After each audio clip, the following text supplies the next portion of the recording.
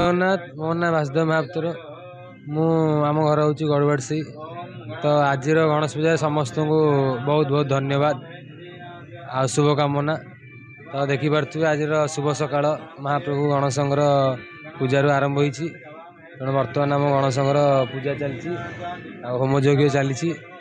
ଆଉ ସବୁ ବର୍ଷ ଭଳି ଏଇ ବର୍ଷ ମଧ୍ୟ ଗଣେଶ ପୂଜା ବହୁତ ଆନନ୍ଦ ସହିତ ଉତ୍ସବ ପାଳନ କରାଯାଉଛି।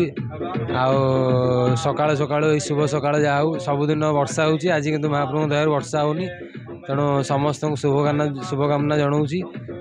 ଆଉ ମୋର ଯାହାହେଲେ ବି ଗଣେଶ ବସେଇବା 16-17 ବର୍ଷ ପ୍ଲସ୍ ହେବଣି ବସେଇବା।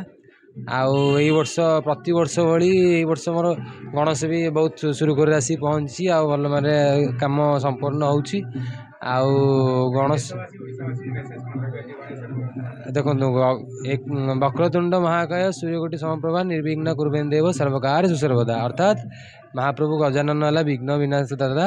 ତେଣୁ ଆପଣ ମହାପ୍ରଭୁ ଯେକୌଣସି ଭଗବାନଙ୍କୁ ପୂଜନ୍ତୁ, କିନ୍ତୁ ଗଣେଶଙ୍କୁ ପୂଜିବା ଦ୍ୱାରା ଆପଣଙ୍କର ସମସ୍ତ ବିଘ୍ନ ହଟିଯାଏ।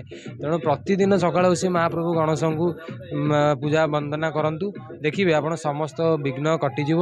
ଆଉ ମହାପ୍ରଭୁଙ୍କ ଦୟା ସମସ୍ତ ଓଡ଼ିଶାବାସୀ ସହିତ ଭାରତବାସୀଙ୍କୁ ରହୁ, ଏତିକି ମୋର କାମନା। ଜୟ ଜଗନ୍ନାଥ।